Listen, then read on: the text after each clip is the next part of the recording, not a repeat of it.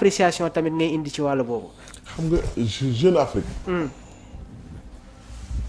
est souvent qualifié de média incendiaire wala lan média boo xamante ni que day def extorsion. maanaam kat ñenn ñi sax dañ naan day def racket. parce que Jeune Afrique bu leen fàtte ne média Béchir Ben Ahmed boobu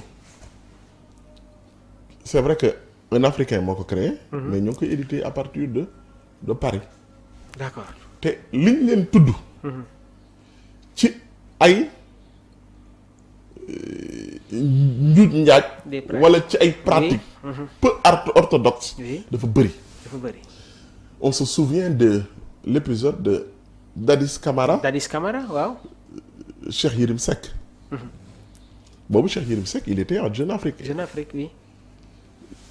Dadis Camara ne Cheikh Yérim Seck da ko doon laaj xaalis. mu nekk une réaction explosive. nee na dafa ñëw te bon ñi doon suivre l'actualité. amoon ak habitude de lire Jeune Afrique. gis nañ ne Jeune Afrique dafa tagg Dadis Camara. quelques mois après mu am benn retournement de situation. ñoom ñu commencé di attaquer Dadis Camara d'une manière très très très grave. Le gars il est sorti pour dire que ne. ñu ngi ko doon jéem a corrompre. waaw te tamit xam nga parfois dafa am méthode bu Jeune Afrique di utiliser. muy ban méthode noonu. da nga koy jox xaalis mu bindal lu baax a baax a baax. parfois c'est une stratégie c'est-à-dire ils te mettent la pression. mettre la pression pour nga négocier. parce que lii su fekkoon nit moo ko bind ba tey jii ni convoqué nañ la. parce que non négociation. xam nga négociation du loolu de. c'est-à-dire ça se fait d'une manière très subtile. parce que lii c'est remettre la stabilité d'un pays maxu. non c'est faire nu mu tuddati faire ce qu'on appelle. lii dafa doy waar. faire la promotion de la peur pour am lenn. avoir des bénéfices en retour. c'est ça. D'accord. mais xam nga bu baax ne Jeune Afrique moom su fekkoon ne li mu wax que ne le Sénégal n'est pas plus en danger aujourd'hui que l'année passée ou bien avant Sénégal il faut vraiment ñu sant suñu force de sécurité. ñun fii on a une armée bien structurée. D'accord. on a une organisation étatique bien faite loo ci dégg loo ci mën a wax. Jeune Afrique xam nga nu muy def day bind ci yow lu ñaaw. yow nga négocier bul fàtte ne Jeune Afrique vit de publicité aussi. Afrique état yi yëpp dañuy jënd ay pages de publicité des articles jënd ay articles. ñu wax ci ñoom lu garaaw lu rafet ne affaire dëkk baa ngi avancé dëkk baa ngi dox lii ak lii ak lii bu ñu defee loolu ba pare c'est souvent la plupart du temps fait le diagnostic. à chaque fois bu ñu la boo fayee bu ñu la waxee boo fayee nga jënd publicité ay page dootuñu waxati ci yow lu garaaw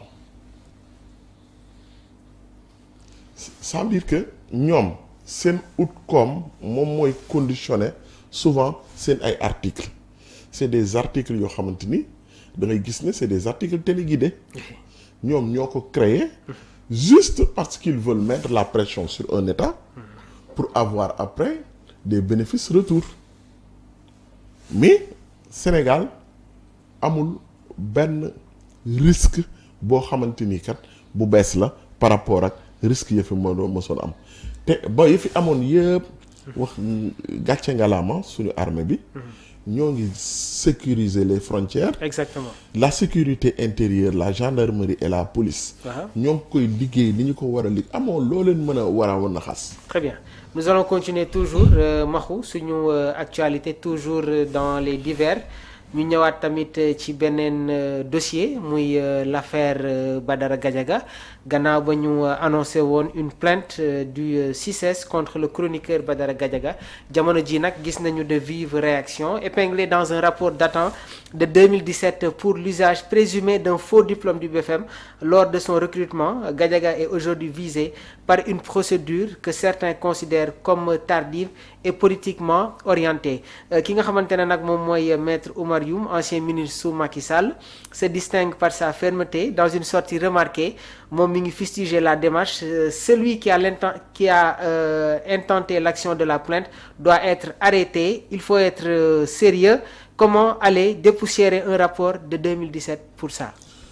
Mais xam nga ñun lenn loo xam ne parfois damay gis ne dafa am un peu de naaféqisme. muy lan.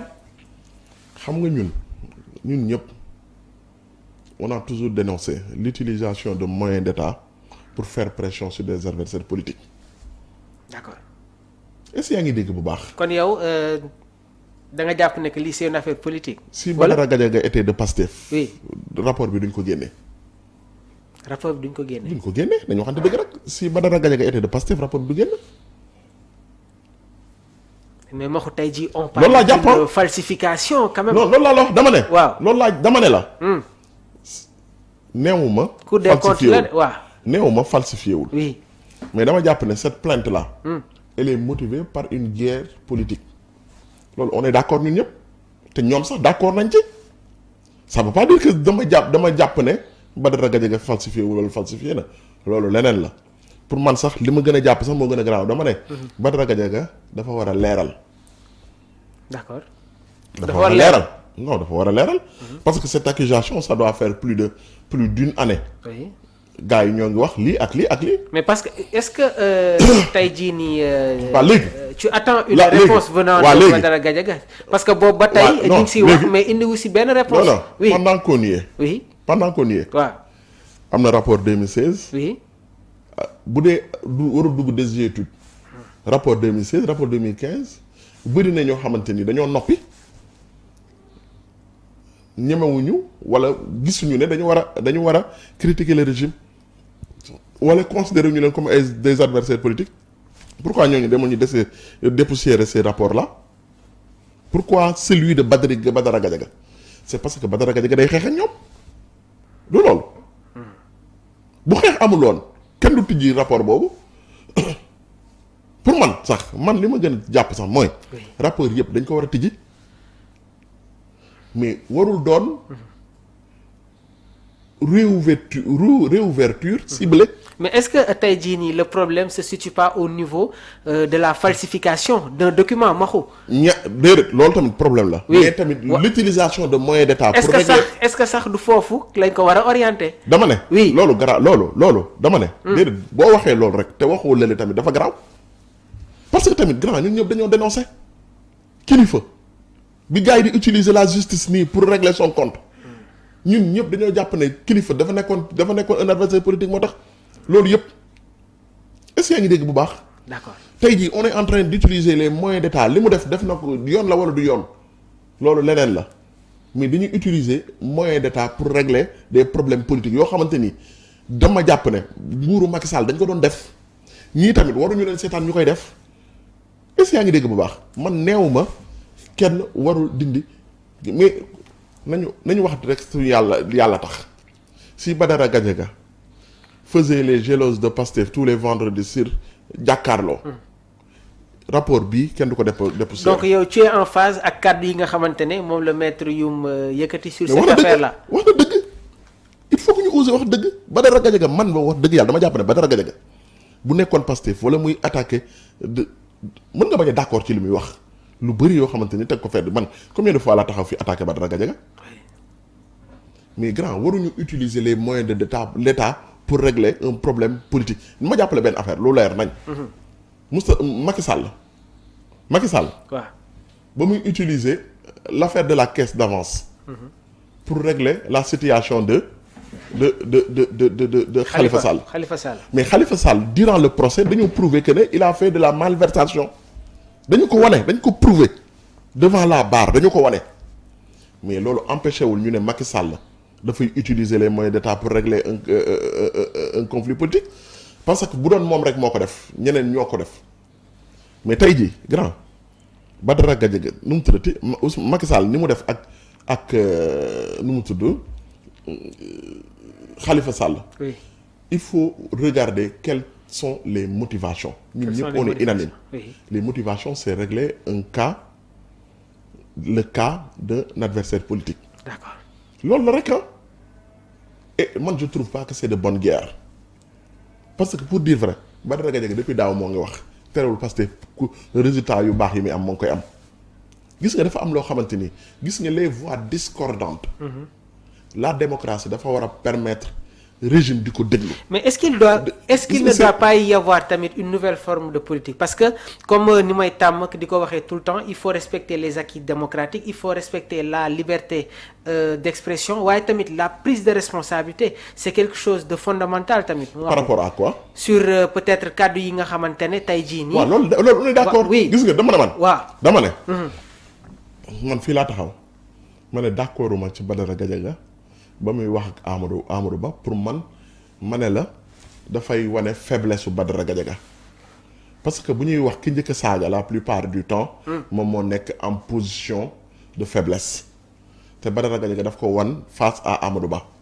parce que moom moo doon saaga waaw non mais parce que il a été dominé c'est dans les arguments moo tax mu saaga mais dama jàpp ne quel que soit alpha. On ne doit pas utiliser les moyens de l'État. Parce que le gars là, débat tamit maxu àdduma les gens te regardent. On ne se bat pas avec tous les moyens qu'on dispose. D'accord. dafa am loo xamante ni dafa am loo xam man neew ma gis nga tey ji qu'on se pose la bonne question. Oui. Si Badara Gadiaga défendait les positions du régime est-ce que rapport bi dinañ ko génne?